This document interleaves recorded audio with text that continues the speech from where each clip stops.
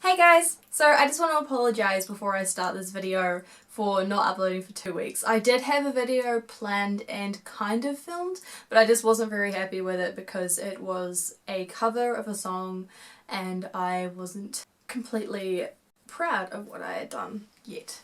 It will be coming. So if you are like me and live in New Zealand and are in years 11, 12 and 13, you will be coming up to your parallel exams, and I don't know about you, but I'm finding them a lot more stressful than I anticipated after my exams last year and the year before. I have found a few good strategies that are helping me to reduce my stress and to manage my studying routine better, I guess that's the good word.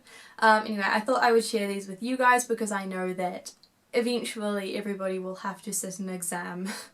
Also, it's like getting really windy outside, or has been all day, so if the camera starts shaking it's because our whole house is literally shaking with the wind.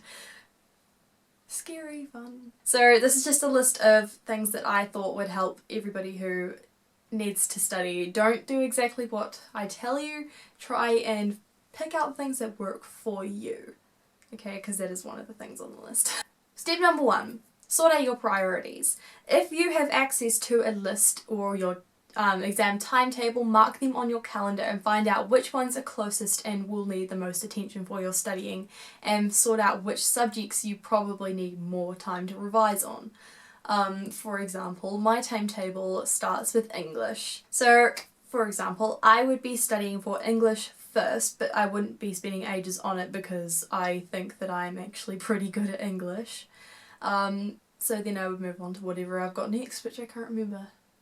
Probably maths or science or something like that. But yes, prioritise which subjects you need to study for in order of what you know and what is coming up first. Step number 2, sort out a routine for your study. That doesn't have to be a exactly planned out time, it's just a certain time in the day where you're going to sit down and you're going to study while being uninterrupted. And I don't mean like flat out 4 hours study with no breaks. I mean study for an hour, take a 20-minute break to go outside and breathe some fresh air and get some sun or whatever, and then come back inside and continue in that order of however long you want to study for. For example, I study for about 2 hours a day, so that is 1 hour, 20-minute break, another hour, and then I've got the rest of the day as a break. But I have a friend who studies for I think 5 hours at the moment, which I think is kind of ridiculous, but I mean whatever works for her. Number 3. Attend tutorials if they are available to you. I made the mistake of only going to one tutorial and then never going back, and I kind of regret it because I think I might fail my maths exam. That is not very positive of me to say, but it is probably going to happen. If a teacher or your school is offering tutorials, and I know that they will be offering way more when it comes to next term when I go into NCEA, which I will be taking advantage of, please go to the tutorials. Even if you think you know the stuff in the subject, just go so that you can get confirmation that you do know it and that you're not just doing it the wrong way. Okay? Just trust me on this one. Number 4. Revise. In my opinion, studying is 80% revision and 20% taking in new information. If you did your job right throughout the year and took notes, you shouldn't need to learn too much more new information.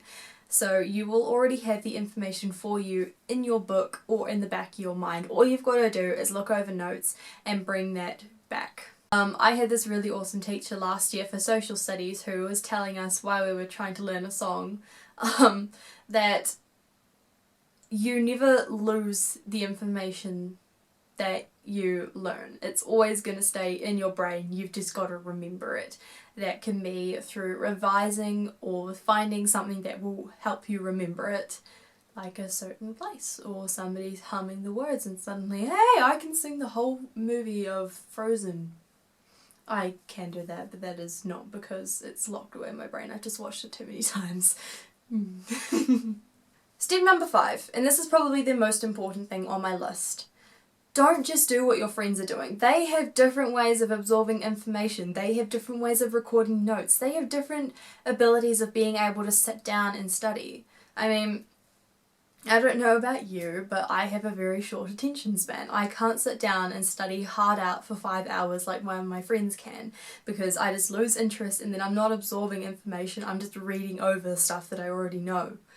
You've just got to get into your own mindset, and preferably if you're getting really bad at comparing yourself to your friends and their study routines, don't study with your friends. Study by yourself in a quiet room, playing some music quietly behind you to help you focus.